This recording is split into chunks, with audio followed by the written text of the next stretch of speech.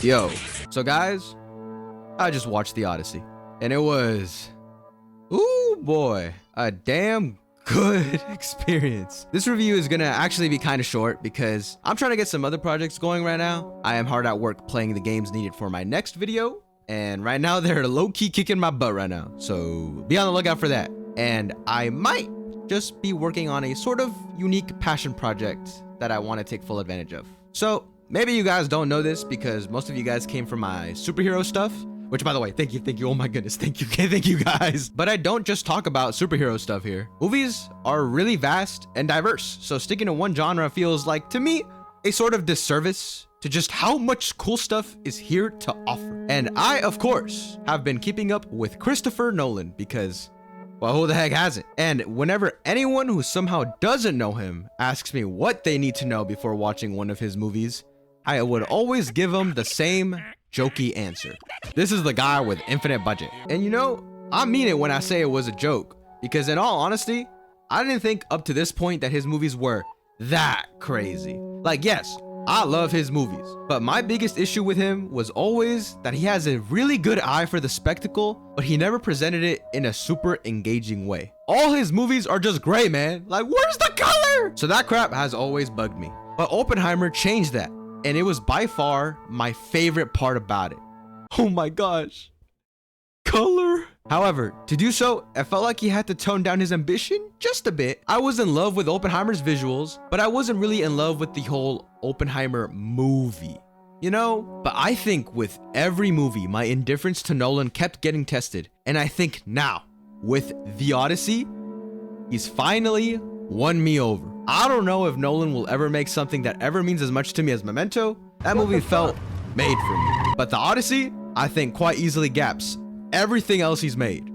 And that feels insane. This movie has an infinite budget. I thought that we would never see insane boundary-breaking feats of practical effects in movies ever again after VFX became a part of the filming process over the last 30 years. But bro, we actually got Greek Blade Runner. I was astounded by the sheer amount of bodies in this movie. The film was living and breathing. This didn't feel like our Earth at all. It felt like evil Earth. And the cast being this stacked is downright offensive. I forgot Matt Damon was in Oppenheimer, and he goes from that to quite possibly a top 5 performance of his career, in my opinion. Everyone in this movie is going band for band on trying to be the most cracked performance here, but I feel Matt Damon was the most moving here. I would say for the first half of the movie, he was giving a more standard straight man performance, but the beauty of Nolan is that he does things out of order. And the moment the second half hits,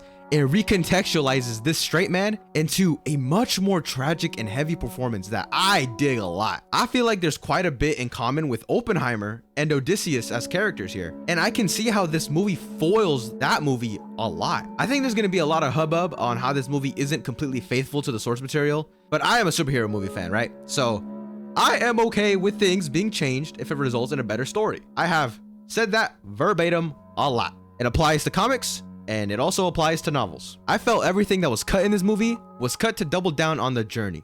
Nah, the Odyssey Odysseus goes on and his character arc. In this fantastical tale with gods and creatures, the theme isn't that the burden of humanity is the emotions of life or death, but in fact that it's feeling that for others. Humans are cursed with empathy, and I think that's just so damn cool. The gods here are in this movie, but they're sparse and they're shown in a deeply grounded way that only Christopher Nolan would desire in a story this fantastical. And I think that only serves to add to that theme. I could talk to you guys about every performance here. Tom Holland, Anne Hathaway, Robert Pattinson, Jon Bernthal, Zendaya, heck, even Travis Scott, who actually fits right in. Or I could talk about Inglay's Ludwig's score that feels like a classical composer and Travis Scott were both in a booth cooking together. But honestly, just go watch this movie, please. Denis Villeneuve, the ball is in your court. The Oscar race is gonna be tight this year. And guys, I know I have been handing hella 10 out of 10s lately, but trust me, that just means the movies are at an unbelievable level right now. I am not that nice, okay? But with that said, I will give Christopher Nolan's Homer's The Odyssey a very prestigious 10 out of 10.